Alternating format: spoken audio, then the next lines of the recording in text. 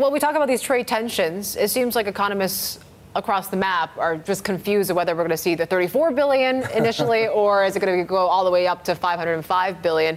How are you filtering through all the noise here at the moment, and why do you think that this is really going to start to hurt China? So one of the things I think that is very important to recognize is that President Trump basically has proven credible on his threats to implement these tariffs. So even though right now we're only looking at $34 billion, you have to take seriously the idea that he might implement 200, 300, 500 billion in tariffs.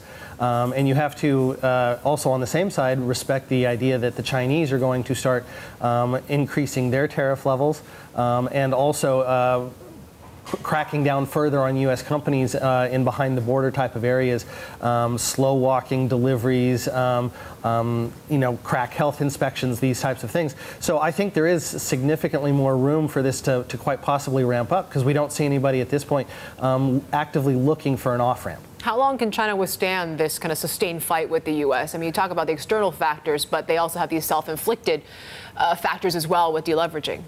I think they're actually starting to see sprouts that China is actually maybe starting to ease some of their restrictions. And what I mean by that is we're seeing land sales up, we're seeing real estate starts up.